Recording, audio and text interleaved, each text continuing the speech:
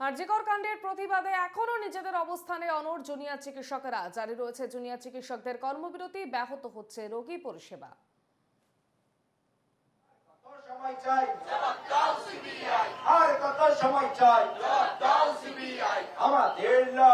আরজিকর কাণ্ডের প্রতিবাদে এখনো নিজেদের অবস্থানে অনড় রয়েছেন জুনিয়র চিকিৎসকেরা এবং বেশ কিছুদিন ধরেই তাদের এই কর্মবিরতি চলছে এবং জারি রয়েছে আজও জুনিয়র চিকিৎসকদের কর্মবিরতি, জানিয়ে ব্যাহত হচ্ছেন রোগীর পরিষেবা।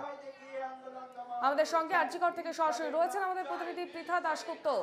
পৃথা, যেমনটা আমরা জানি আজ নবান্ন অভিযান রয়েছে এবং অন্যদিকে এখনো পর্যন্ত নিজেদের অবস্থানে অনড় রয়েছেন জুনিয়র চিকিৎসকেরা, কি পরিস্থিতি এখন আরজিকরে?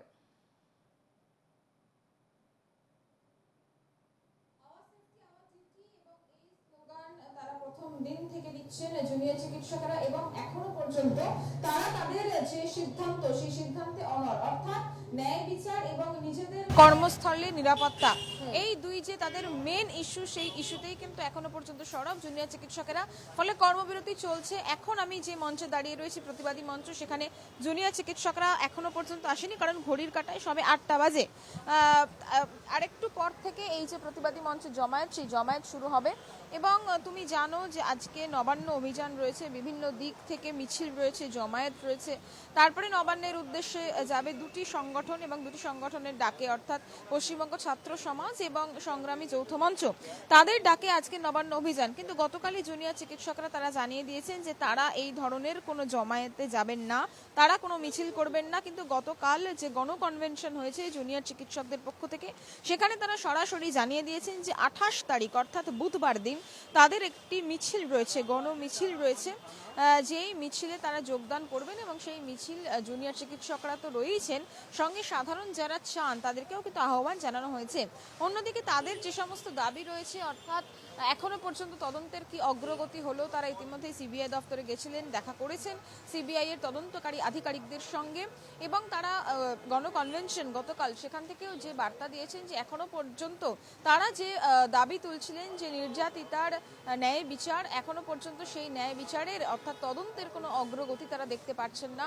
অপরাধীদের যে শাস্তি বা কাউকে গ্রেফতার করা, সেটাও এখনো পর্যন্ত কোনো অগ্রগতি দেখতে পাচ্ছেন না। এবং সেক্ষেত্রে তারা প্রশ্ন তুলছেন যে কোন দিকে তদন্তের গতি প্রকৃতি কি হতে চলেছে, যতক্ষণ না তারা কোনো আশ্বাস পাচ্ছেন, এবং সেই আশ্বাস অবশ্যই মৌখিকভাবে নয়, সেই আশ্বাস লিখিতভাবে তারা পাচ্ছেন, ততক্ষণ পর্যন্ত তারা কর্মবিরতি তুলবেন না। অন্যদিকে এই সেফটি অ্যান্ড সিকিউরিটি, অর্থাৎ তাদের নিরাপত্তা, এর আগেও একাধিকবার দেখা গেছে জুনিয়র চিকিৎসকদের বিভিন্ন সময় হামলার মুখে পড়তে হয়েছে, সেটা রোগীর আত্মীয় পরিজনদের পক্ষ থেকেই হোক বা অন্য কোনো কারণে।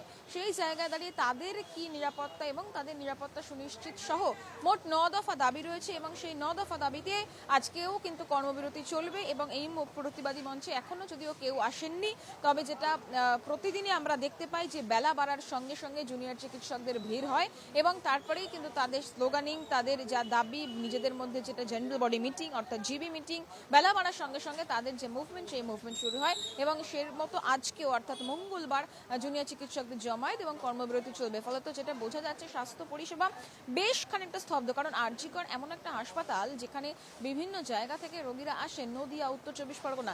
সিনিয়র চিকিৎসক তারা কিন্তু আছেন, তারা ওপিডি এমার্জেন্সিতে রয়েছেন, তারা চিকিৎসা করছেন, কিন্তু জুনিয়র চিকিৎসক তারাও কিন্তু সংখ্যায় অনেকটা। ফলত স্বাস্থ্য পরিষেবা যে ব্যাহত হচ্ছে, এ কথা বলাই বাহুল্য। সেই জায়গায় দাঁড়িয়ে এই জুনিয়র চিকিৎসকরা তারা কবে কর্মবিরতি থেকে স্বাভাবিক ছন্দে এই আরজিকর হাসপাতাল ফেরে, সেই দিকে কিন্তু প্রত্যেকের নজর থাকবে। বেশ, একেবারেই ধন্যবাদ পৃথা।